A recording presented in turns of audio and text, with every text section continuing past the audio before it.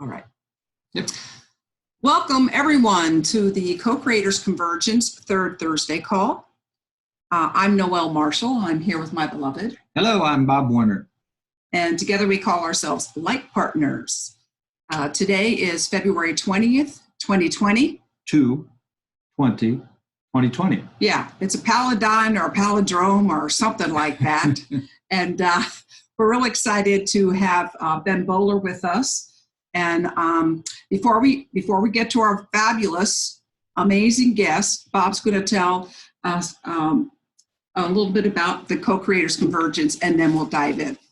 So thank you, everyone, for being here. Thank you, everyone who's watching this recording later, because we have even more friends that we've come into our life as a result of our trip to the Holy Land in the last few weeks. That are on different times, much different time zones than most of us here in the US of A. So I know you'll be looking at this by recording. So let me tell you that the Co-Creators Convergence is a heart resonance community of uniquely gifted souls dedicated to embodying and amplifying our collective consciousness, thereby creating a world that works for everyone.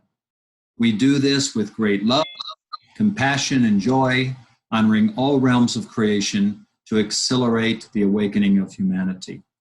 And you're invited to join with others of us who feel that call to co-create in a field of consciousness to serve the highest expression of humanity. There's 4 ways to be involved in our community. We have a very active Facebook page, and so it's a place for us to support one another in our work in the world, support each other in our challenges that we have in this human existence, and many other things that go on that Facebook page. Secondly is that we join each month, at least once a month for the last 6+ years. We have gathered first with audio calls and then with Zoom technology to share what's going on in our lives and bring guests to the conversation and supporting one another. Third, we have a website which includes all of the recordings for the last 6+ years. And there have been some, as there is this evening, amazing conversations as a part of this community. So you're welcome to see, there's a photo gallery there and a video gallery, information of our upcoming events, and as I said, an archives of all of our calls. And the fourth way that you can be engaged, there's still seats available in the circle for our 8th annual Co-Creators Convergence, where we sit in circle at Sunrise Ranch. This year it will be on June 3rd through 7th. Our theme this year is co-creating new visions, portals to possibility. So it's about intuition. It's about the third eye. And so we welcome you to be a part of this community in any way that you would like to be. Noelle? Thanks, Bob. So I'm going to introduce our special guest hailing from Australia after hailing all around the world, literally, Ben Bowler. So I'm going to kind of condense a little bit of his adventures. But Ben is the executive director of Unity.Earth, a global network building a worldwide movement for unity and peace. So in 2016, he and his wife, I'm not sure I know how to pronounce her name, Jildou? Okay. They moved to Thailand to volunteer along the Thai-Burma border. In 2008, they founded the Blood Foundation together, an NGO focusing on education projects. And that wasn't enough, so in 2008, they also founded Monk for a Month in Chiang Mai, offering men and women the opportunity to experience Thai temple life and temporary ordination. Okay, so it wasn't done. In 2010, Ben launched Muslims for a Month in Turkey, offering guests a firsthand experience of Turkish Islam and Sufism underneath the spirituality inclusive banner of our beloved Rumi. A year later, he launched World Weavers, offering spiritual immersion programs in Tibetan India, Nepal, Cambodia, and Ethiopia. And then in 2015, at the World Parliaments of Religion, Ben launched OneGod.com. That's the numeral, OneGod.com, an online platform aimed at countering religious fundamentalism, relativism, and Western materialism. Since then, he has worked to build Unity.Earth into a global platform that can support and empower the many grassroots movements working towards unity and peace in the world. And then tonight, we're going to hear about the Caravan of Unity, a groundbreaking tour for peace and unity moving across the USA in September 2020.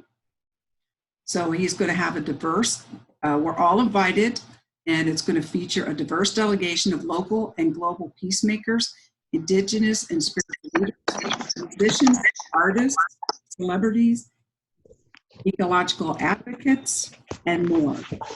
So he's building like a human wave. He's going to start from the West Coast. There we go, Barb. We need you to. There we go. If you're not speaking, would you go ahead and mute yourself? I got you, Barb. There you go. Okay. So we're going to hear about, I'd like to hear a little bit about, well, first we're going to have a centering from Bob, and then we're going to talk a little bit about where we just were with Ben and what's coming. So Bob, would you like to just bring us into the center here? You bet. So thank you everyone for being here, and so we can collect ourselves from the busyness of the day, I would invite all of us to, if you're comfortable, close your eyes and let's sink into the unity of this very moment. The unity of us being able to, through this amazing technology, as Barbara Marx Hubbard would say, technology for good, that makes it possible for us to sit in the circle today around the campfire that lights our hearts and lights our enthusiasm and our inspiration of the work that is ours to do in the world, individually and collectively. I invite us all to take a deep breath together and exhale. And another, breathing in all the love that exists on this planet. And breathing out the light that each one of us shines in amplifying that love. In our daily work, in our daily service to our fellow humans and all of this planet, all sentient beings, and the planet that supports us. We are very, very delighted to have those that have chosen to be in this circle, both in this time, tonight, today, as well as those that will view this conversation and feel into the energy and the love of this conversation by watching a recording later, because we know there is no time. So in fact, they are with us even now.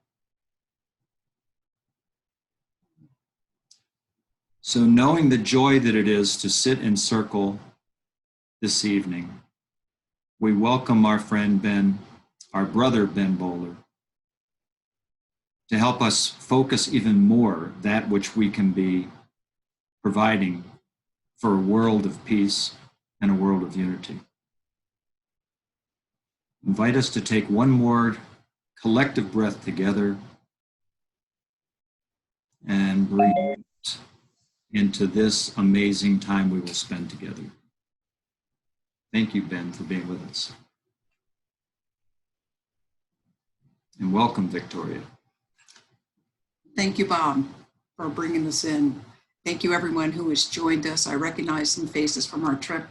So I think, Ben, it will be delicious to have maybe a three-part conversation here. The first part being how you and your wife decided to get on this path that you're on. Mm-hmm.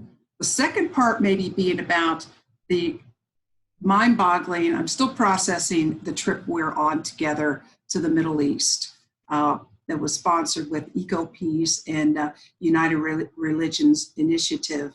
And we do have some of the attendees or participants, Pookie, Antoinette, Victoria, Amina with us here, and hopefully some more will be able to join us on, oh, and Kanu, yes, from Potomac, Maryland. Yes, very close to my homeland. So, and then we'll talk about Unity.Earth and the Caravan for Peace, and how everyone here and all of your communities that you interact with, your whole, oh, there's Pato also. All right. We're on a mission. we're probably going to break out in song any time now. So Caravan you of all Unity. Understand this a little bit later. Yes, We're all driving the caravan. The Caravan of Unity. So Ben, I'm going to put this in speaker view and turn it over to you. And, we're just so pleased, ecstatic that you're here, and would love to hear more from you. Wonderful. Thank you, Noelle, and thank you, Bob. And yeah, it's great to see all these beautiful, shiny faces, all those people that you mentioned that just came from the trip. It's so great to see you here, and for those new faces, to meet you all, and just a real privilege to be here. And thank you for that very wonderful welcoming and centering prayer. What a beautiful way to begin. I love that this is called the Co-Creators Convergence. It's so timely. Even I was just on a call with Brother Jeff Vanderkloot, who's dialing in through audio, and we talked about the centrality of the idea of co-creation. And it's amazing that Pato and Antoinette are here as we get ready for key co-creation along the road in America, and then really the invitation that you guys have put out, Noelle and Bob, to everybody to be a part of that and to partner up in that. And I think the theme for that, we'll talk a little bit more in part 3 that you've laid out there, Noelle. I also want to mention I didn't realize that Barbara Marks Hubbard was such a key instigator for you, and along with Neil Donald Walsh and Humanities team, that's such a beautiful origins for your community. And that we met at Sunrise Ranch during the Evolutionary Leaders meeting. And as you were saying that, Noelle, it occurred to me, it dawned on me, that the reason we went to Sunrise Ranch with the Evolutionary Leaders meeting in summer last year in America was because we were going to Barbara.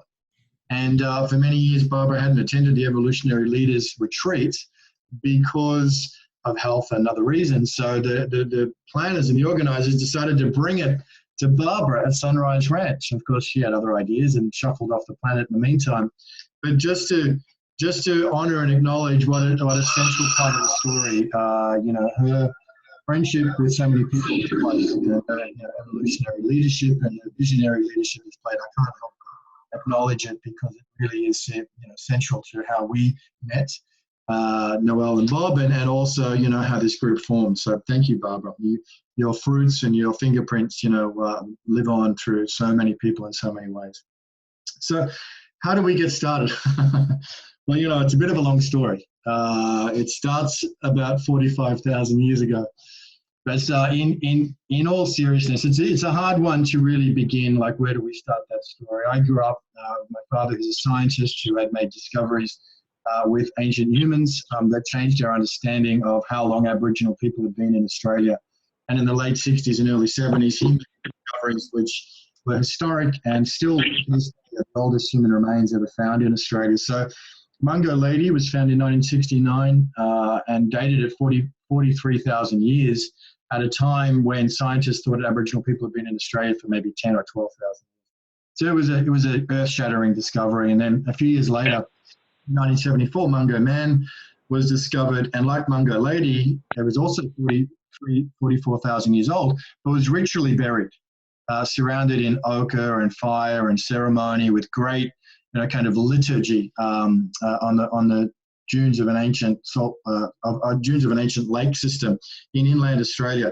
And the reason why that's so significant is because it's one of the earliest forms of, if not really in terms of the living descendants of consciousness on the planet. We have an unbroken lineage going back 45,000 years who were doing ceremony and honoring the dead and had a consciousness or awareness of life beyond the physical 45,000 years ago. I mean, the pyramids are 4,000 or 5,000 years old, just to put it into context. So I grew up with that.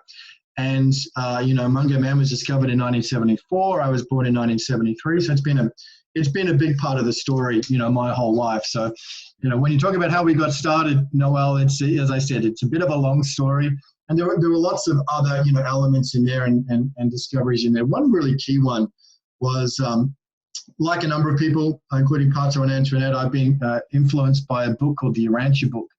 And in 2006, I went to a Urantia conference in Sydney, Australia, which is it's a spiritual book which lays out sort of cosmology and understanding of how the universe works. And there was an international conference in Sydney in 2006, and I went there, and there was a keynote speaker called Mark Bloomfield who gave an amazing presentation about his social projects in India and in Thailand.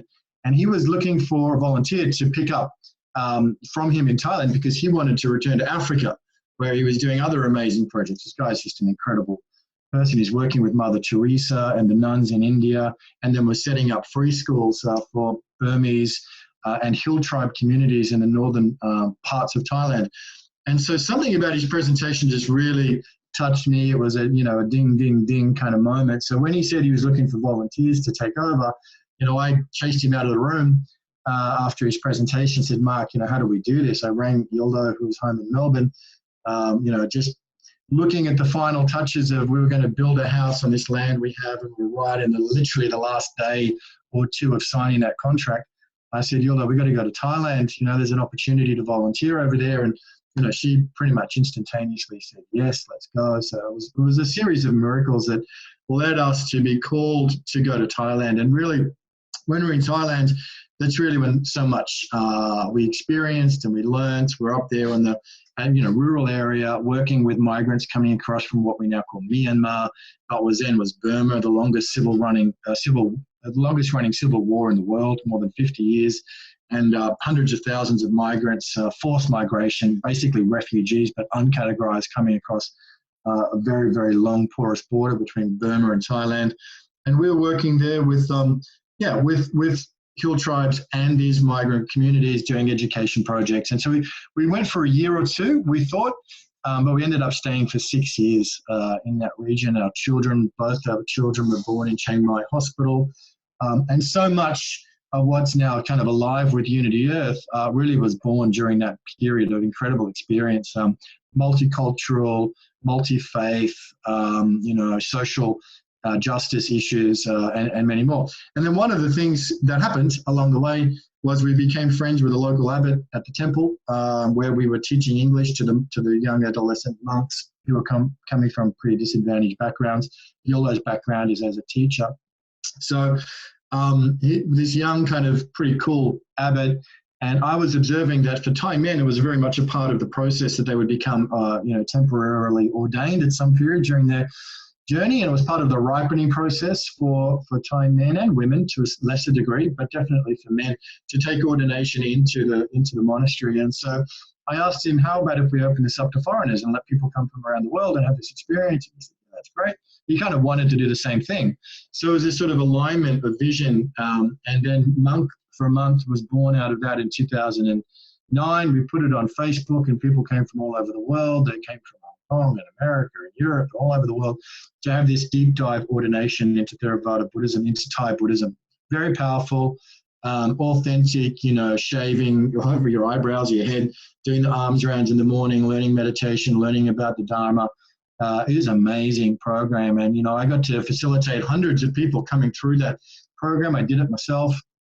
And it was a incredibly deep dive, and the idea of like learning through experience as opposed to learning through reading or listening to other people or secondhand opinions just really struck a chord with a lot of us. And after that, we then, got the idea to do Muslim for a month in Turkey. So in 2010, we went and pioneered the first program, as you mentioned in your introduction. Amazing, amazing program. My mum came as well on that one, as she was in the Holy Land.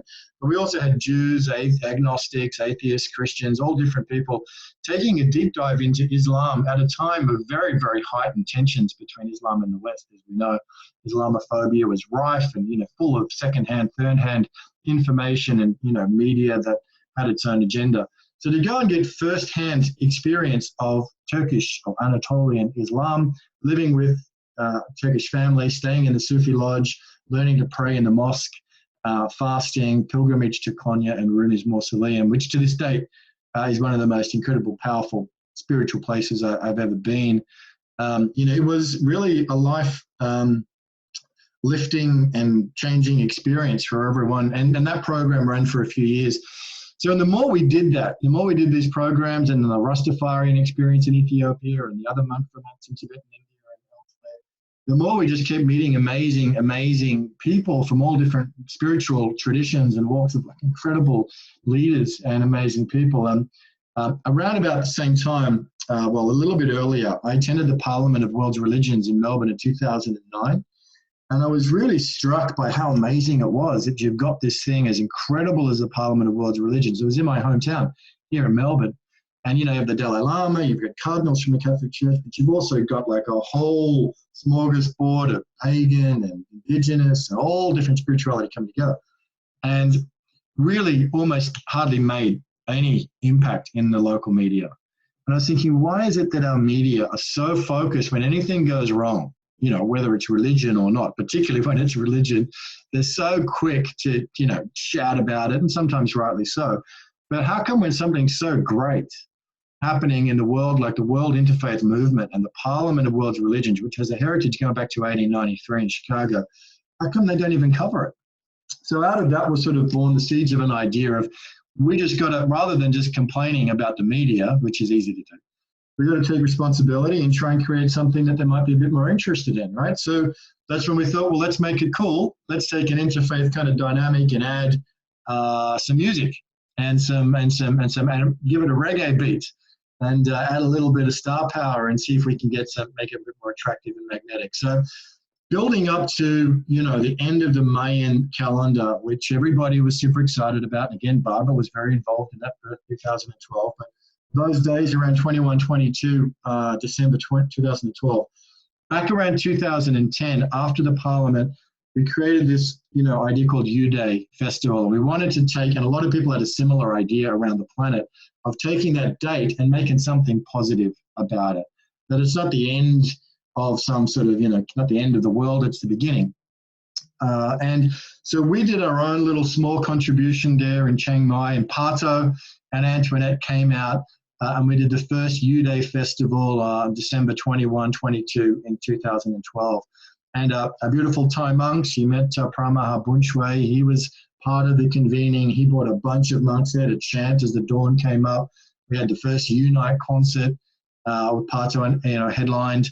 And we had a local reggae band and other musicians. And it was a beautiful celebration. It was kind of small. We might have had 300 or 400 people show up, but it was a beginning. And it was a really, really beautiful, and it felt like it. You could feel the energy of that. It felt like something had begun.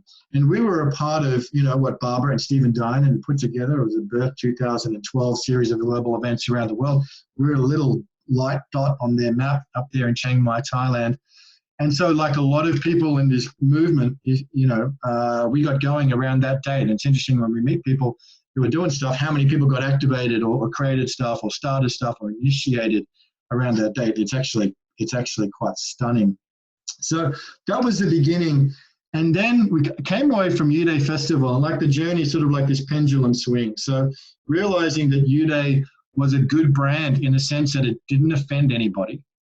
But it kind of didn't really say what it was. I mean, U meaning unity, universal.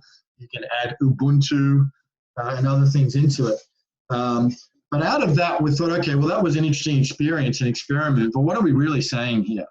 And when we drilled down into it, the idea of a universal truth really seemed very, very important. And, you know, when we studied and experienced the world's religions, most of them, not all of them, but most of them understood that there was some kind of divinity, some kind of source, some kind of creator, God, Allah, are known by many, many, many, many other names, or even the universe, if people are more comfortable, whatever that may be, but an ultimate kind of, you know, an ultimate value. And so out of that, you know, from sort of having a brand that was open but a little bit wishy-washy, we went to the other end of the spectrum and came out with onegod.com. And then in 2015, we launched that again at the Parliament of World Religions in Salt Lake City. And it was very powerful. We not only had Muslims, Christians, Jews, and others writing and contributing content and music and articles, but we had New Age people and Indigenous people and pagan, you know, authors. And the idea really was recognizing that there's one ultimate reality to which we're all a part, which we all belong. We may have different views on how we relate to that, Some people may see themselves as an expression of divinity. Some people may see themselves as servants of divinity. Some people may see themselves as sons and daughters of divinity. And we can have infinite diversity within that. But understanding that there was one ultimate reality with which we were connected was a really important step. And we launched that with music. And again, Parts on Antoinette was central to that at Salt Lake City, the Parliament of World Religions. It was a lot of fun. There was a lot of gravity around our booth. We put on a reggae concert there in Salt Lake City, which was super, super fun. And, it continued the journey. And so I guess, Noel and Bob, it's really been a journey of learning by doing. As we went a little bit deeper into the story, and I'll come around full circle in a minute so we can talk about what happened in the Holy Land. But there was an event that was on the horizon, which was the Mungo Man human remains that had been discovered in 1974, had been studied by the scientists at the Australian National University in Canberra for more than 40 years. And a lot of elders had passed away crying out for their return to the country from which they were taken. And so this was a campaign. Mungo Lady was returned with great ceremony in 1993. But there was a campaign to return finally the remains of this, ancient human ancestor and, this very important spiritual symbol and reality. So that was coming as the return to country of Mungo Man. And we got involved in that by putting together an event, which was a free public event in the city of Mildura, which is a local, the closest city, and raising money and bringing Aboriginal performers and Aboriginal dancers and musicians to really celebrate in song and ceremony so that this event wouldn't just happen unnoticed. And so that was the return to country of Mungo Man. And as we went further along, we also got further educated and immersed into the environmental and ecological challenges that we're facing. And so it became apparent to us that one God was a really good brand for some things, but it wasn't necessarily the right brand for everything that we were doing. And so we went looking, I was working then with Derek Grimm here in Australia, and we went looking for what's going to be something that's going to be able to encompass all of this. Meanwhile, we'd met Dr. Kurt Johnson, and he's into spiritual network, and that was a very important kind of co-creation that came out of working with Kurt, and Kurt's been a huge part of the story ever since. So that's when, we went online and found Unity.Earth, and it just kind of jumped off the page at us, and it seemed to say everything we were doing. It talked about the interspiritual aspect. It talked about the intercultural aspect. It talked about the ecological aspect. It spoke to the indigeneity that we were, working with. And so since then, about 2016, the middle of 2016, Unity.Earth has become kind of the brand for all of this. And then we launched the Road to 2020.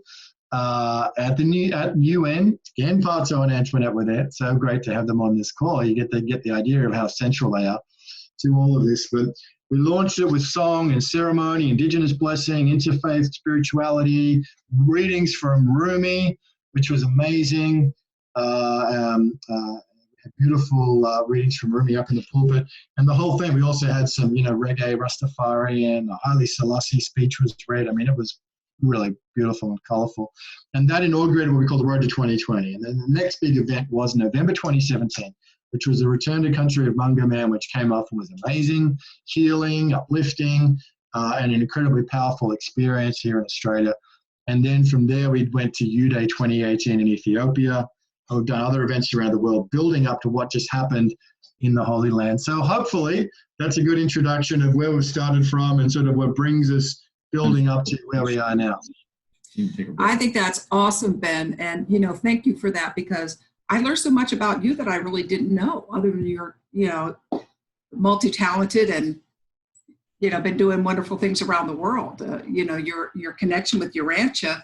And we actually have a connection with Urantia through Byron. Byron was the editor for Shift Network during the Birth 2012 movement. So we got to spend a lot of time with him then. Of course, we, along with a lot of the people that are on this call, were also part of the Birth 2012. We were one of those dots. In fact, we were a dot in Australia, Byron Bay, with Barbara Marx Hubbard. Right, at the Uplift Festival. Yeah, at the Uplift Festival. We were there with the filmmaker. Yeah. So Shelley and definitely Ron and Victoria and a few others on this call. Yeah, so it's wonderful how this is all knitting together. I think it's significant that you said that we continue to discover on our journey how significant December of 2012 was in so many people's lives, and how that's expanded them individually, how that's expanded into their communities or into finding their communities. It really is quite stunning. Why is it a road to 2020? What was the decision involved in saying why 2020 instead of 2023 or 2019 or whatever? Well, I think it's again one of those dates, Bob, that called out to a lot of people, and it's interesting, like, because a lot of people go back to 1980. Was it 1987? The harmonic convergence, where a lot of stuff got moved, and then what happened with late December 2012, and it seemed almost like 2020 was another stop on the road, not only for us, but for so many. I mean, just for so many groups. Stephen Diner wrote about it in his book, Sacred America, Sacred Earth. Barbara Marx Hubbard had a 2020 thing going on, and as we talk about, I mean, so many people have seen 2020 as a next sort of turning of the next turning of the moment. And so I don't think we chose 2020. I think 2020 chose us. Okay, fair enough. Well, speaking of being chosen, when I first saw that you put out about the trip to the Middle East, and I said, we're going. And it's kind of like one of those things. I don't know how we're going to do it all, but we're going. And it was like, it just called out to me and said, you're supposed to be on that. You're supposed to be on that trip. And so, we can kind of, if it's okay, segue over to talking about the trip. Please. I don't like to call it a trip. It wasn't a trip. It was just like it was a trip, but it wasn't a trip. No, what to call it? Great Pookie. Yes. It was really the most impactful. We've been very blessed. Personally, we've been blessed to visit sacred sites elsewhere in the world during the last 10 years of our waking up to what's real. And this was the most impactful in so many ways, from a spiritual, intellectual, we're somewhat like most Americans in what we know or what we think we know about what's going on in the Middle East, what goes on in the Middle East, and the heritage of that, and the significance of it, and the pain of it. And being with you all, being with this delegation, brought that to a completely different level of appreciation. Yeah. So do you want to lead us, talk a little bit about how the trip came together and what,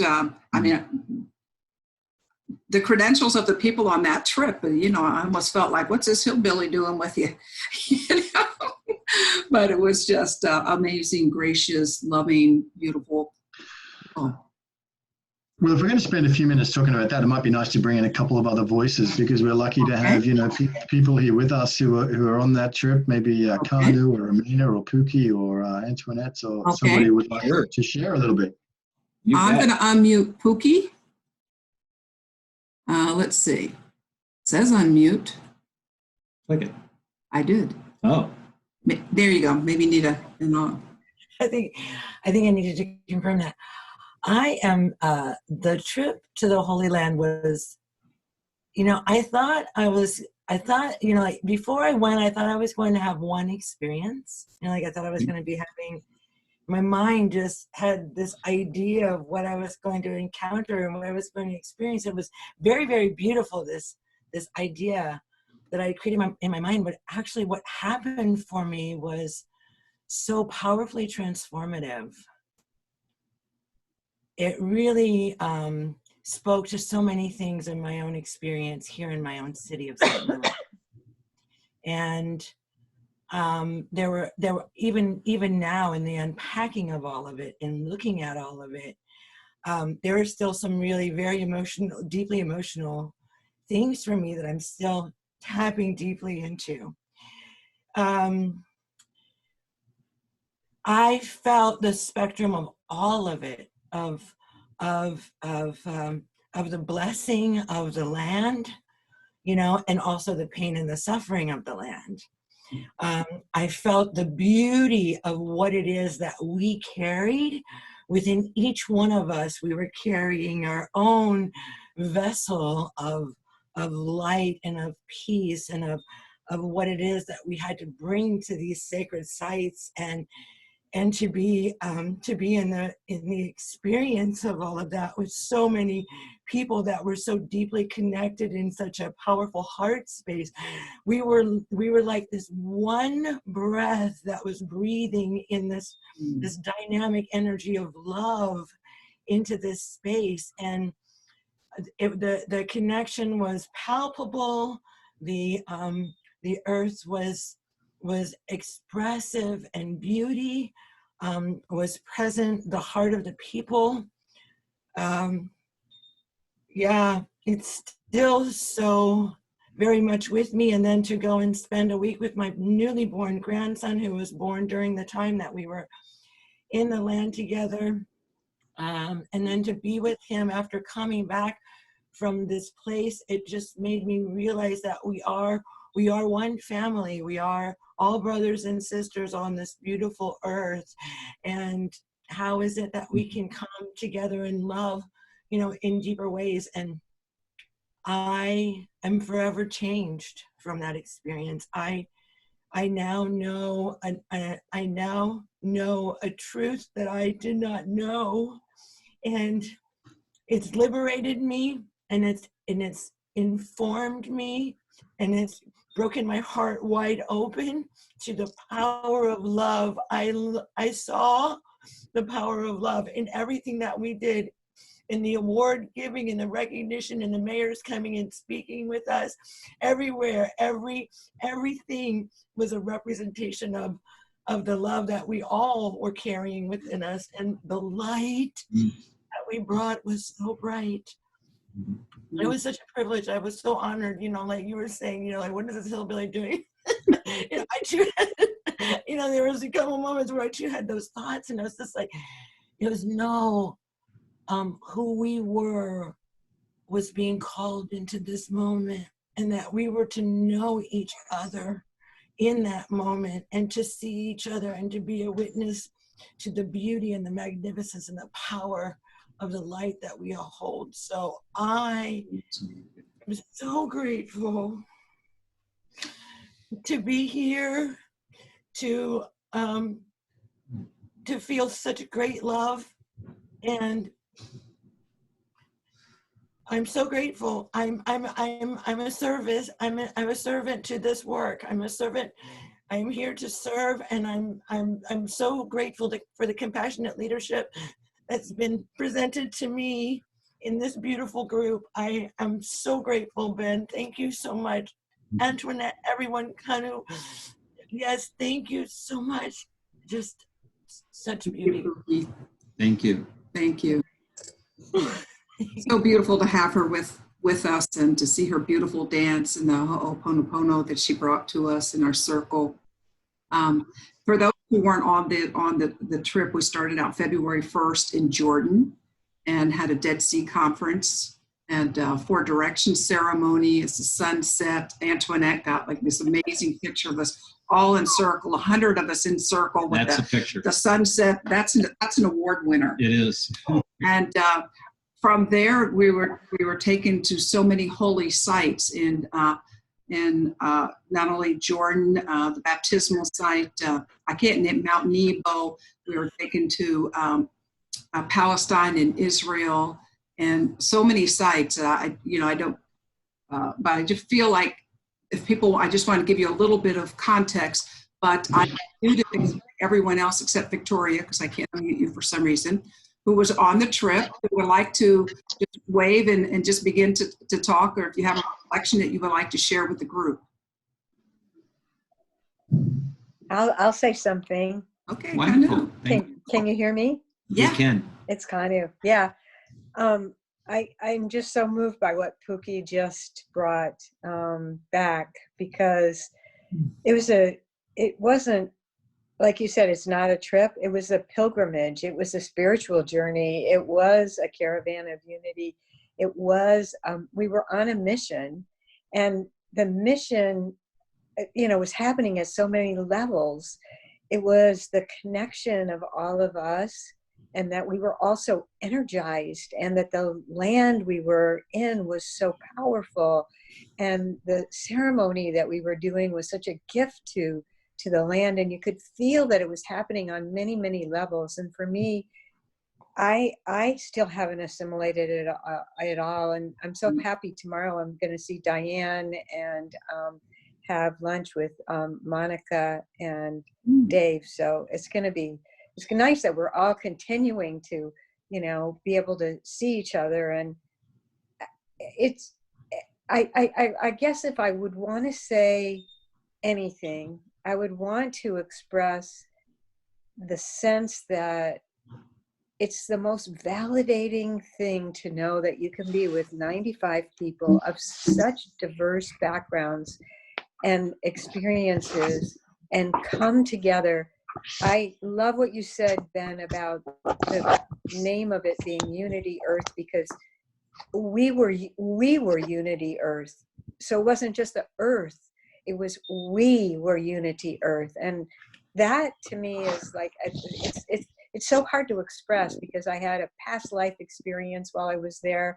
I got baptized and I'm Jewish, there were so many things that happened that I can't even begin to explain, but it was in this time, but I have a deep sense of knowing, and I'm so grateful for you, Ben, and Adam, and Arena, and Philippa, and everybody who made it possible. All the logistics that went into us going to so many places. When I came back, I felt like I was gone for a month. Yeah. It felt like that. Yeah. It was so, I don't think it could ever be replicated. It's not like, oh, well, I'd like to go next year, because there's nothing that could happen in the same way as what took place. And I still feel grateful. And I just want to say one more thing, and that is I got an incredible invitation. Reverend Sylvia and I are going back to visit Sheikh Abdulaziz in March. And we're going to Dubai, and there's another environmental program. So I don't know how or what is going to unfold, but I have a feeling that we're on a mission. It's Absolutely. great. It's awesome. So, Wow. yeah, thank you for making this call possible. Amazing. Yeah. It's lovely. Beautiful. I think Victoria Freeman and Ron were with us. They've been with us for a long time. Birth 2012. Just because of birth. Because of Barbara Marks Hubbard. And Victoria, I should say, that she's very humble, is one of our beloved board members of Unity.Earth as a 501c3 in America. Ah. Hello, everyone. I'm just so excited to be here. I wanted to be on here to just say something about Barbara Marks Hubbard and Noelle and Bob and Shelley Darling, who spent so much time with, and such a wonderful, incredible circle leader and heart resonance queen, and Talia and David, and everything that we went through in Birth 2012 with Barbara. And I feel like this is the continuation.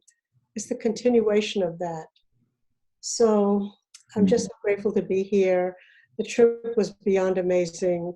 And, I just can't say enough about the vision of this. It's a continuation of everything that I've ever been on in my lifetime. So, it's just an ongoing mission. We're on a mission, and let's unite.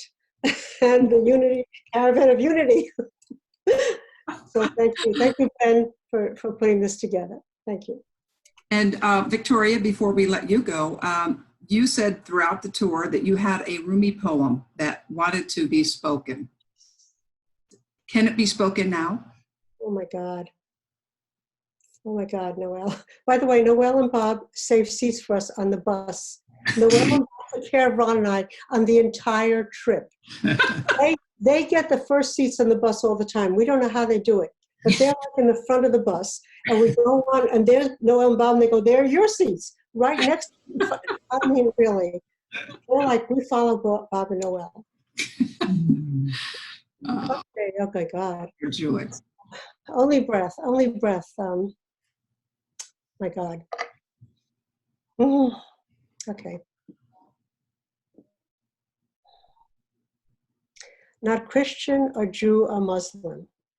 Not Hindu, Buddhist, Sufi, or Zen. Not any religion or cultural system.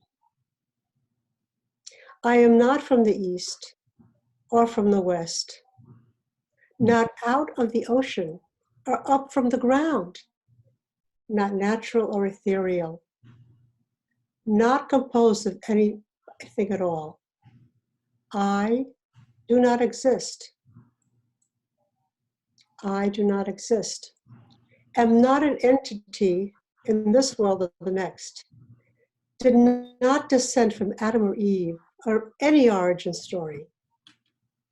My place is the placeless, a trace of the traceless, neither body nor soul. I belong to the beloved, have seen the two worlds as one, and that one called to and know.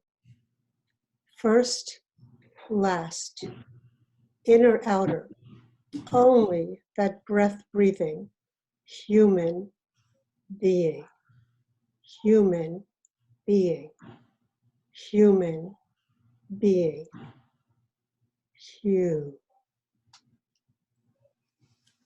Wow. Thank you, Victoria. Wow. Thank you for doing that.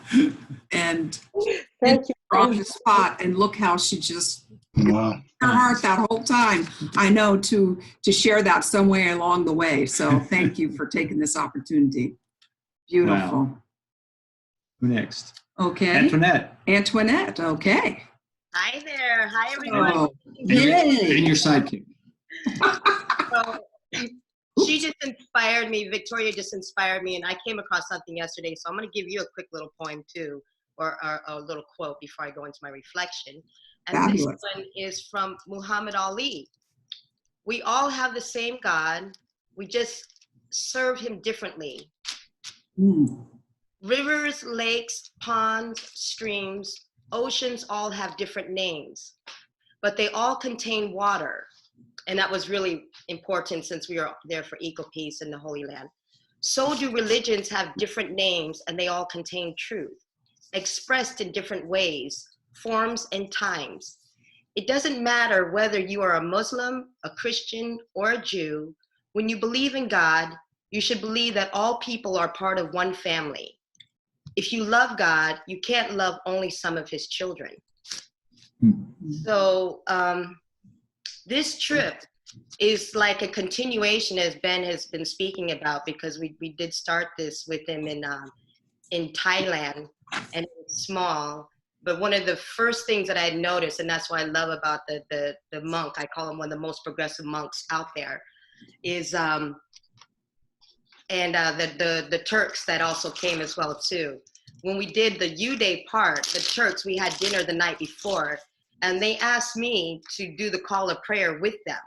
And I was like, seriously? You want me to stand next to you and we do the call of prayer together? Man and woman standing there together. And that was one of the most significant things. And to hear the Duje, Prama Duje, sit there and call God. And I always heard that Buddhists never say the word God. But I was like, he did. And I said, these are some of the most progressive religionists and spiritual leaders I had ever met. And that was the first time. And as we had progressed on to U-Day, to OneGod.com, at the parliament, and all the different things until we merged into Unity.Earth, every single event with all the people that start to converge and come together have been the most progressive, spiritual, and religious leaders I've ever seen anywhere.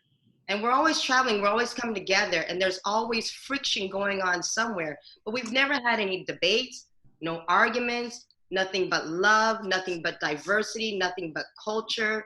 And, you know, just like Kanu said, it's like that experience, it only happens once each and every single time. And they're leading all the way up until the Caravan of Unity. So that whole experience, besides our own personal journey and experience that we're actually experiencing, it also leaves an experience for the people that actually see us. As we're walking through Ethiopia, as we're walking through India. When we were in Ethiopia, when they all saw the monks, I mean, we were in the paper all the time. They're like, who are these people? They're just curious. They're like, look at this massive group of people just laughing and singing and walking along and caring about their business.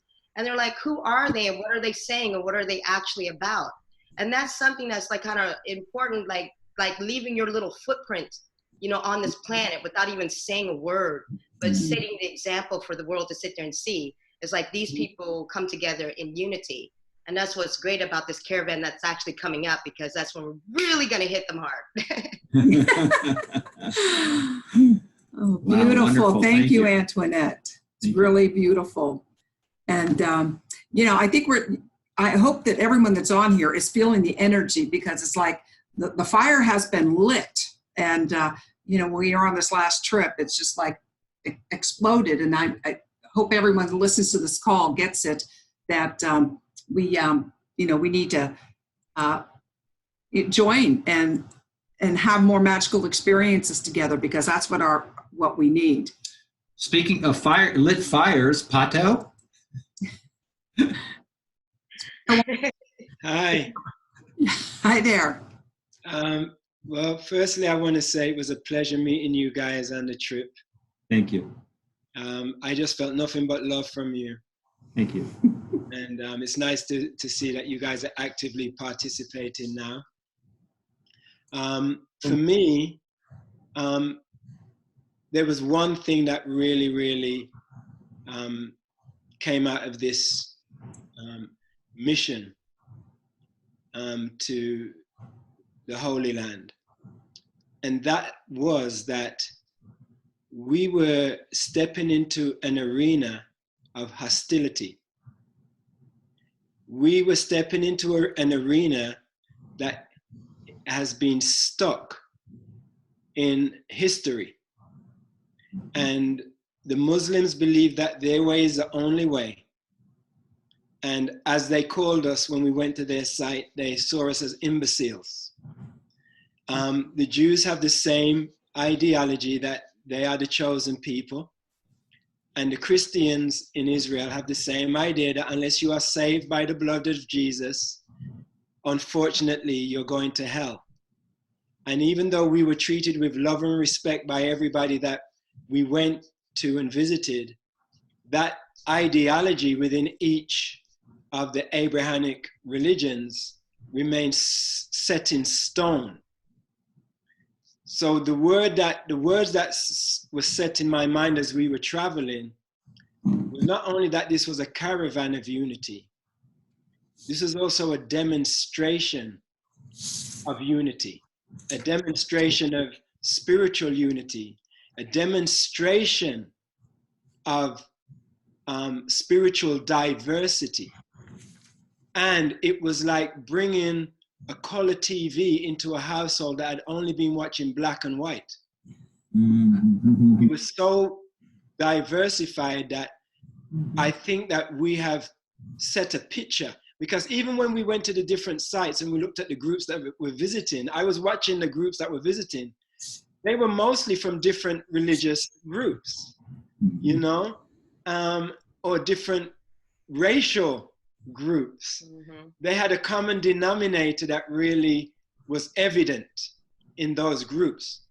But I am sure everyone was baffled as what was it that made us become one caravan of people moving together with so many smiles. We were told not to show affection because we were so affectionate with each other. Duje, the Buddhist, every time he would see me, he would jump on me and grab me from the back and have his arms around my neck. It just made me feel like a child. It made me feel so loved. And that went with everybody. I can honestly say that every single person that was there, every single one I spoke to, exuberated the same amount of love, energy, respect, enthusiasm, enjoyment. And it was just a thrill to be able to serve each other and love each other. So, for me, the demonstration of unity and diversity was the key point, because I really think we've changed a lot of people's viewpoints on what is possible. What they thought may not have been possible, we demonstrated the future to them. Thank you, Pato. Yeah. And Pato and Antoinette, I know, will be a huge part of Unity.Earth, because they are such attractors of such beautiful energy. that they exude and attract. So we're excited to be on the bus with you again. So, yes. So Amina, did you want to Share a join in reflection? here, share a reflection? Your side, Sure. but go ahead. I don't even know what to say. First of all, I'm so happy to see everyone's faces again. I've been missing you guys so much. I can't believe that 1 week feels like I've known you guys forever. It's I feel so comfortable, so in tune with everyone. It's unbelievable how I felt comfortable so suddenly with everyone. Last year, I had the opportunity to go to Varanasi in the Kumbh Mela that the Hindus celebrate. It's a pilgrimage for them. And after I came back from there, I had this wish. I didn't say it out loud. I didn't say it to anyone. It was just in my mind that I said, I would like to visit the Holy Land with the Jews and the Christians. And this happened. So sometimes I feel like somebody's eavesdropping in my thoughts. I was so amazed when I saw this. I'm like, oh my gosh, it's really coming true. So I jumped on the bus. Literally. And it's just so amazing that I found a group of people who are on the same wavelength and same, it just blows my mind away that how we all came together. And I just love being with you guys. I hope it's the start of a long journey for all of us to do something good in the world and bring peace to places that seriously need it.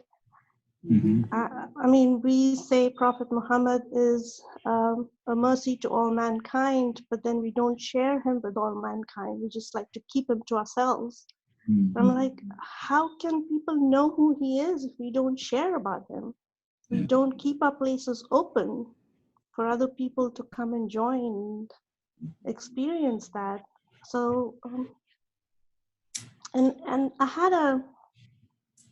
had a experience where I was shown the shrine in Ajmer, and there's a verse written on one of the doorways there that was shown to me, and that says something about the diversity, and that somehow stayed with me. I don't know why or how, and I've always wanted to go there.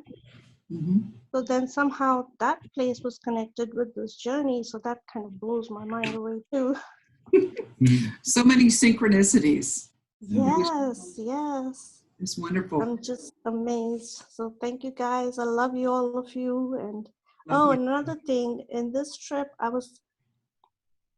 something came to my mind that I was not supposed to do anything, but I was just supposed to observe. So that's what my mission was, that I got, that I'm just supposed to observe everything. Well, it felt like you did more than that, because we definitely felt your presence there. Yeah. So, but you bring up a good point that, it was 1 week, and, several have said it felt like much longer than that. That was a 1 week experience, February 1 through 7. Now, Ben, I'm going to turn it over to you, because we're going to have like a 3 or 4 week experience coming up. Part 3, the unity of Caravan, that's coming up. Unity. Thank you, Noel, and thanks to everyone for that beautiful reflection on the journey that we just had a few weeks ago, and real gratitude to those of you who weren't on the journey for indulging us as we beautiful reflections. But it is really relevant, because that's the spirit that is coming to the United States, and it's something that's a fire that's been building for a long time. And we talked about that 45,000-year-old living culture, and then all the other different lineages and lines and indigenous wisdom traditions and religions of revelation and progressive revelation and spiritual traditions and other lineages that are really coming together in this convergence of love and spiritual energy to really pray and sing and dance and celebrate and weep and heal and love our way across the United States at such a critical time. So it does feel like everything we've been doing, and not just in our little group, but everything that so many groups and people have been building towards is coming to some kind of, beautiful breakthrough climatic moment. And like what happened in the Holy Land, or like, what happened in Ethiopia or these other events, the events themselves are just a container. They're a container that allow people to come together and co-create and to show up together. There's so much desire now for people to want to work together and collaborate, and people to join forces and to stand together. So the events are just a container for that to take place. That's all it is. But the magic in that is that when we show up together, when we journey together, when we experience together, and we do it in a way that's visible by engaging with municipalities and cities and states and countries, that it really can have that impact that we're looking for. What happened in the Holy Land was pretty much everywhere we went, we were engaging with the mayors or the governance or the mayors of the different cities were hosting events. So it wasn't just a group of crazy, colorful people, on this caravan. We were also engaging with real world NGOs and municipalities and governmental organizations. It's really important to be able to share that. And one of the beautiful things, just to finish off on the Holy Land, is that we had 4 professors from the University of Connecticut, which came along. We didn't know them. They came to EcoPeace, and I was thinking, well, I wonder how these guys are going to go, university professors with such a colorful group. They absolutely had the most incredible experience. And all fired up. They want to get on the caravan. They want to engage the university, not their university only. They want to engage all universities and really, bring this to fruition. So that says a lot to me, that we've got something which is, widely resonant with people. So the Caravan of Unity across America is from August 28th to September 21st. It starts in Grace Cathedral in San Francisco. We're really blessed to have been given Grace Cathedral as a space to have this ceremonial launch on Friday afternoon and evening. And through our partnership, global partnership with the United Religions Initiative, was really important to get that space. Most of you may know, but for those who don't, Grace Cathedral is a very historic Episcopalian cathedral in San Francisco. It's where the UN Charter was really celebrated after it was signed across the road at the Fairmont Hotel in 1945. They then went into prayer at Grace Cathedral. It's where the United Religions Initiative was formed in 2000. So a lot of incredible things have begun there. It's the 75th anniversary this year of the founding of the United Nations. And so to convene, to launch this Caravan of Unity across America in that space, it can hold 3,000 or 4,000 people with song and ceremony and liturgy and indigenous blessing and some music, to all really come together. It's going to be a very powerful, energetic beginning. Then there will be groups of us actually journeying together along the route. So Patso and Antoinette have developed this incredible itinerary across California, from San Francisco down to Santa Barbara, onto LA, where we're at the Wisdom, which is Reverend Michael Beckwith's place in LA, and then down to San Diego. Is it Patso down further south? And then from there, cutting across up to Vegas, and then on to Colorado. So it will be in Colorado for Labor Day weekend. There's a beautiful, which is like September 4, 5, 6. There's a beautiful group called the Nomadic Peace Caravan, by the way, which we're talking to and connecting with, talking about a convergence. And these guys are initiated by Indigenous Vision. They are walking from Canada to Mexico. And they're starting on April the 22nd, the 50th anniversary of Earth Day up in Canada. And they're walking all the way down to Mexico, finishing, I think, in November. Called the Nomadic Peace Caravan. You can find them online on Facebook. But it turns out they'll be in Colorado at the same time that we're in Colorado. Yeah. So we're going to join their walk and have like a festival there in the fields around Labor Day weekend, which is going to be really, really beautiful. From there, we then cut across the Midwest up to Nebraska. Dr. Julie Krull is hosting our caravan in Kearney, Nebraska, which is like a town of 30,000 people. So we're not just doing the big cities, we're also doing the smaller towns. And we're going to move across there to Kansas City and then on to Pookie and the crew in St. Louis, around about the 9th of September. And then from St. Louis, we come up to the weekend in Chicago. So we'll be in Chicago for the weekend, where there's a whole series of events at the Baha'i Temple, with the Parliament of World Religions, with our close friends at Green Heart, led by Emmanuel and Laura, who are also on the Holy Land trip, and a whole bunch of other stuff. There's a peace school in Chicago. There's a ton of stuff happening in Chicago, and that's the weekend before the International Day of Peace. We then go from Chicago and move across. We've got to figure out the final route, but we're going to Philadelphia. So we're going to be in Philadelphia, and it just turns out that we're in Philadelphia on September the 17th, which is Constitution Day, which is the day the U.S. Constitution was signed in Philadelphia. It just turns out that happens to be the day we're there. And then from there, we go up to New York for the celebration of Peace Weekend. And Peace Weekend is really, the 19th through to the 21st of September. And September 21 being the International Day of Peace, the observance of the United Nations International Day of Peace, has been going for, I think, 34 years. So it's really been building and building and building. And we talked before about 2020, Noel and Bob, but it really is International Day of Peace 2020 that so many groups have really put a stake in the calendar and working towards showing up in a big way on that day. All different groups, environmental groups, women's groups, children's groups, justice groups, peace groups, ecological groups, visionary artists. I mean, we're talking about everywhere, from Australia to Asia to Africa to England. I mean, you can't stop this. This is happening. So part of what we're wanting to do is the Caravan of Unity is really a pilgrimage to Peace Weekend.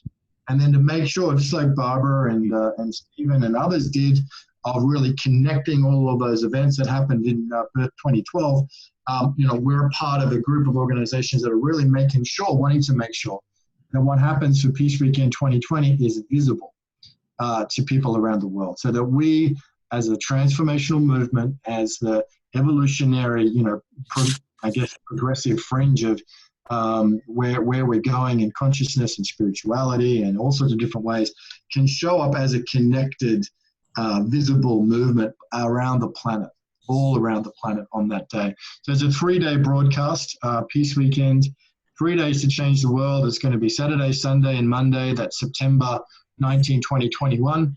And we're going to be broadcasting all the events around the planet, all of the different we'll have a transformational film festival inside that 72 hours. There'll be music, video clips, thought leadership, live events. It's going to be a whole sort of thing that's broadcast. And there's a lot of partner organizations working towards that. So our whole Caravan of Unity across America really is a pilgrimage that we're all on to Peace Weekend. We've got a series of events across New York.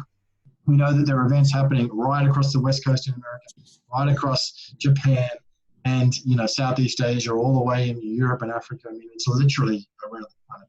So it's very, very exciting. But the Caravan of Unity itself, although we've got a group of people that will be moving with us, just like we had 94 people moving with us across 3 countries and 7 days in the Holy Land, this time it's going to be as many, if not more people, moving from San Francisco right across the United States. Now, we may not have the same people with us the whole time. Not everybody's got 25 days that they can just take out from life to, be on this journey. Some will, and that's going to be awesome.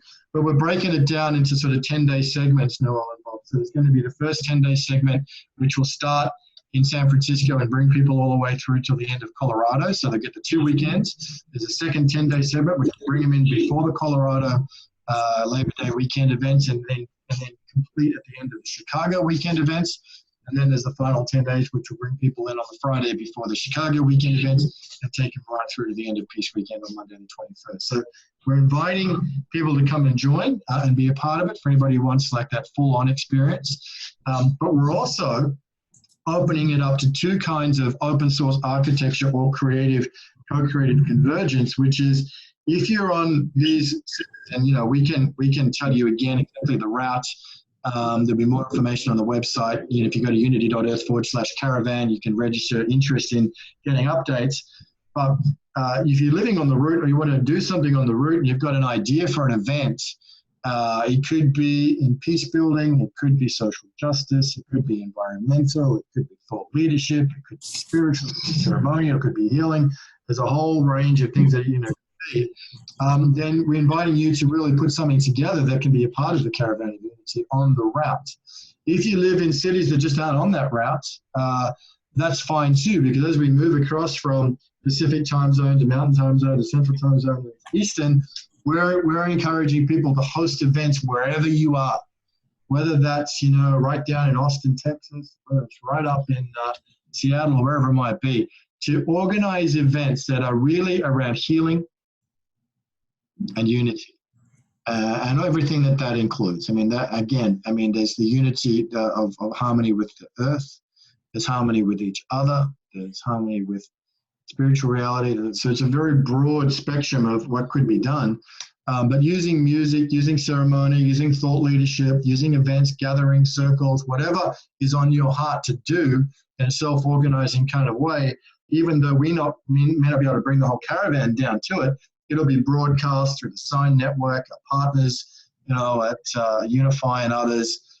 to really be a part of this wave of events across the United States, building up time zone by time zone by time zone from August the 28th all the way to Peace Weekend, so that there is this, you know, real kind of like fireworks of events that are happening, which are a part of healing and bringing people together. And also about going forward, because there's so much division, there's so much separation, there's so much energy. I'm even going to obviously touch on that this event is happening weeks out from the US election. And while this is not a political movement in the sense of, you know, getting involved in domestic party politics, it is a movement that's about pushing forward the needle on, you know, human consciousness and getting beyond the blue versus red and the dynamic that's just tearing at each other's throat and wanting to get to the next level. Now, that's not to say that we won't have a get out the vote message and we won't be encouraging participation in the democratic process. You know, we as a 501c3 can't be political in the sense of saying vote for this person or that person, but it is really about sowing seeds of healing and unity and bringing people together. If that creates an energy that favors one candidate over another, then so be it. But that will be, you know, that won't be overt. That will be much, you know, sort of in the subtleties of that. So that's the Caravan of Unity across America. Very, very timely in the context of the geopolitical situation we face ourselves in as a planet. We're in an emergency period of time. I think most people are aware of that. But we're not going to be able to, I guess part of the idea here, guys, is that we're not going to be able to get there just by doom-saying or saying about how bad thing is. We need to change the song. And in order to change the song, we need to bring as many people along as we can. So it's not about one leader, it's not about one organization, it's not about one group, it's about all of us really rising together. Caravan itself is just a container. It's a container for co-creators convergence. Right? You got it. To show up and should show up together with this sort of, you know, ecosystem of events and trainings and teachings. And what happens in that process is exactly what happened in the Holy Land, is that we find each other. We get to see just how big this movement is. We get to see just how hidden so many of us have been from each other. And we get to see just how massive the, you know, cultural creatives, or whatever you want to call it, that 30-40% of people that are really resonating with this idea of spiritual values, peace, healing, harmony, justice, that really are that silent majority that want peace, that want healing, that want for us to go forward as a people, not just in America, but around the world. And so this is an opportunity to do that and to show up together with historic force on the world stage right in the nick of time. And it's going to take everyone kind of leaning into that to really, what do you want to put forward? What's your event? What's your teaching? What's your process? What's your song? What's your offering? What do you want to contribute to this? It doesn't have to be on our mainline route. It could be anywhere in the US. It could be in Canada if it needs to be. but what is it that you want to do to really make an offering for healing, for peace, for unity, for environmental stewardship at this time? That's not just a one-off, but that's part of an interconnected whole which shows up with massive force. Wow. Wow. Thank you, Beautiful, Ben. What really, a great. really appreciate it. I'm just so excited for it, and I just feel like you just lit a bonfire, and with this last pilgrimage. Thank you. That was a good word that came up. And I know that the co-creators convergence, we're going to be talking about it, and co-creating ideas. We come from all over, so everyone will take it back to their sphere. I don't remember whether you added, I thought maybe you were going to Washington, D.C. too. Did you mention that? That's a work in progress. We're working with some of the logistics now all around time. I mean, if we're going to be bringing Indigenous leaders, spiritual leaders, and other musicians, like the 25 days is a pretty long stint of time. Yeah. Once we start adding to it, there may well be something in Washington that wants to happen. I know that Reverend Sylvia and others, including Sister Jenna, have got a lot of experience of doing stuff on the square. We do have a kind of a penciled in date. So I think it's very late September. So it's kind of a watch this space. Okay, yeah, wonderful. Good. Yeah, no, I really appreciate your mention of the political environment and the division. This will be just after two major parties have had their conventions, and it'll be before the general elections in the United States. And while I really appreciate the way you described the opportunity we have with this. It's not a political thing, but it's an opportunity. And I mentioned a quick possibility for those that are thinking, who have their minds wrapping around this and saying, what can I do, what I do where I live, etc. Some of you know, we have planted a number of peace poles in the United States at various places. And we have one we carry on with ourselves personally that we carry around. And we were blessed to meet Fumi, who was the founder as the executive director of the Peace Prayer Society and the May Peace Prevail on Earth Peace Pole movement. And I said to her, this is the kind of thing that can be ceremony not on the route, but everywhere else, and an opportunity to plant more peace poles in the United States in 1 month than have ever been planted collectively. And it isn't about just a Unity Church or Unitarian Universalist Church planting it in their front yard. What would be wonderful is if they organize something where it's planted on the lawn of City Hall, wherever that is, or the county office building or whatnot. And so there are just so many opportunities. There are people here that are very involved in loving waters and water blessings. There are people that are involved in working with indigenous communities within the co-creators convergence community. And so the opportunity to activate entire additional circles of individuals to operate under this banner through this wave across the country is very, very exciting for us. Absolutely. We should see if others like questions, thoughts, ideas. Yeah, we only have a few minutes left, and if someone has, I know Karima has her hand up. I'll unmute you, Karima, and if there's a burning question that you have, perhaps put it in chat so we can condense the time. But go ahead, Karima. Let me see. You are muted. There you go. Unmute. Karima. Go. No?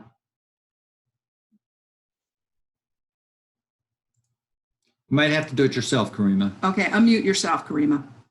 There you go. I don't know why we're not hearing you, dear. Maybe you could put it in the chat because we're not hearing you. I don't know what it is, but you're not muted. So I'm gonna David, did you have something you wanted to? Others? Shelley. I just want to thank Ben and everyone who talked here tonight because, when you're talking about peace poles, Bob, I'm thinking, we're the peace poles. Like, how do we ground and bring all of that, everything that everyone has said tonight, the power of love, demonstrating the future, loving our way across America, learning. I love learning by experiential, by the experience, everything that's been said to really, so I'm just feeling I feel like this call really I've been watching from Israel and the Holy Land and everything's been doing, and I'm just feeling like, okay, so this is our opportunity. And I just want to thank you all. And Ben, I feel like there's so much that was gifted, and I think that I'm going to be sharing this call out so people can really feel what this is. And I'm thinking, you know, like, okay, you know, how many people, I mean, what is, you know, I'm just thinking like, okay, get an RV, and Bob and Noel, you know, I know I didn't go on the last one. But I'm going on this one. Oh, this again. Just how to really invoke and get people to really feel this evocative expression of unity and consciousness coming together. And I think I really get the visibility. I really get making what is unseen be seen. And so thank you so much. I can feel it building and look forward to more. Hey. Hey, Shelley, thank you. Thank you. Others? Hi. Hello. Okay, go ahead. Hi, my name is Dr. Marty K. Casey, and I'm actually friends/sisters with Pookie Lee. And I'm so impressed by being able to witness this call. I'm going to make this very quick. I'm the co-founder of a peace march that is getting ready to take place on February the 24th, which will be next Monday. And with your permission, I would like to make mention of the caravan coming here on September the 10th, I believe is the date that you gave for St. Louis. Can I get permission to make that public? Because we know that CNN, along with our local news channels, will be there, and I think the more people we can call out to our city to join forces when you come into the city, the bigger of an impact it would have. Marty, firstly, it's amazing to have you on the call. You know, such incredible work you've done in St. Louis for, you know, gun violence and for the victims. You know, we're very honored to have you with us on this call. Thank you, Pookie. And absolutely, let everyone in St. Louis know that we're coming. And yes, September the 10th is correct. And please, you know, really looking forward to working with you, Marty and Pookie, to do something very special when we come through St. Louis. By the way, just as a sort of an addition to that, Pato recently, although you know, we're not political, but it's worth mentioning, Pato just got invited yesterday to perform at the Bernie Sanders rally, which is, you know, so and we'll be maybe doing the Caravan of Unity song there and just kind of revving everybody up. So Marty, absolutely, let's all sow the seeds together for something which is diverse. It's beautiful. It holds many, you know, nodes in it, from the spiritual to the social to the environmental, and the work that you've done for the victims of gun violence in St. Louis is heroic. And we support you 100%, and we're delighted to have you, you know, joining together. I want to also encourage St. Louis and everybody else on this call, or for people who will future be watching this, is that, that's the set list for the Bernie thing. But years ago, generation, never give in, Caravan of Unity, heal the world, go Bernie! Is that years ago, Pato said he wanted to do a 50-state tour across the United States. We had no idea how we were actually going to do it. And we don't have management, and we don't have any other organization other than me and Pato.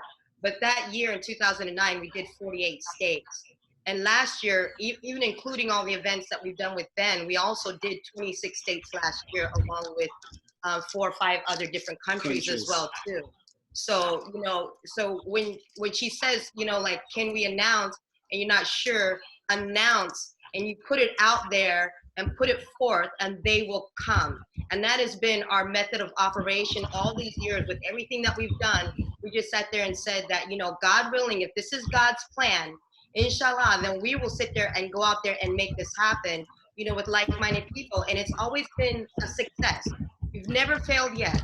You know, so, you know, keep that attitude and keep that hope in mind with anything that anybody wants to do, because we can and will make it happen. Guaranteed. Bravo. I just want to read a few notes here from Sheila Blake, who was on from Houston. Thank you for sharing your journey and vision. I look forward to seeing the Caravan develop. And she's going to hook up, I know, with some of the people in Austin. So Texas is going to have an event as well. Kathy Mason, thank you. This is our exciting future. And Karima, to everyone, contact your Sufi groups. They will assist in any way. If you need a place to sleep, if you need groundwork done before you get somewhere, they'll do anything. Wonderful. And Judah in Denver is asking, can we form a Colorado team together? Judah, there is one that is formed, and we will get you more specifics on that. And then also Victoria is forming, well, she's forming a lot. Are you doing New York or are you doing beyond New York? Yeah, Victoria, if you'd share what your role is specifically for the Caravan, that would be helpful. Yeah, no, I'm a partner liaison. So if anybody here wants to partner with Unity.Earth, I'm just serving as kind of a holding tank for everybody. So just email me at victoria@unityearth.com if you want to do anything. Send me your ideas. I'll make sure Ben gets them and the team gets them. And, you know, there's so much going on that we just all have to be patient, just kind of come in together. And so I'd be happy to hear from any of you if you want to do an event and talk to you and send it out to Ben and the team. Super. Okay. Yeah, amazing. Very exciting. Barb in Chicago wants to hook up with the Chicago group, and we'll get that happening for her. And Amina, please let me know how I can help in Texas. I'm in Dallas. Okay, Amina, we got some Texas stuff going on. We're heading there on Saturday. So, all right. Full steam ahead. This is amazing, Noelle and Bob. Thank you so much for creating the space for this. I want to reinforce what Karima said. Every event we've done, we've had Dances of Universal Peace. So what we did in Colorado, in Crestone, what we had done in Ethiopia, what we had just done with Benzo and Wisa, coming from Sydney, Australia to the Holy Land. That tradition and, you know, the general Sufi tradition, not to mention Syed Salman Chisti from Ajmer, who Amina also mentioned. So there's a very strong Sufi dimension. Not surprising considering how important Rumi's been in the whole kind of build-up, but there's a very strong Sufi dimension to it as well. And definitely we will be getting these weekend teams together. So it's a Colorado team, the Chicago team, and then for those that are creating events not on the mainline route, like down in Austin and Houston, Amina, we haven't started thinking about Dallas yet, but you know, this is open to whatever you may want to do, or you may want to support the Austin-Houston dynamic. And then what's brewing in St. Louis, with Marty and Pookie and the whole community there. So I feel like we've come a long way in 90 minutes. So thank you, Bob, and thank you, Noelle. You're welcome. yes, thank you all so much. I'm going to unmute everyone. So please, thank you so much, Ben. My goodness. And your mom, Joan, give her a big hug from Big us. hug for I can't believe she was She'll on be that there. whole trip with She'll us. be there until in America. Wild horses wouldn't keep her away. She'll be We're looking forward to it. Meet your whole family. Yeah, so thank you. And everyone's unmuted if you want to say good night. Thank you so much. Oh, I love you. I love you. Thank you.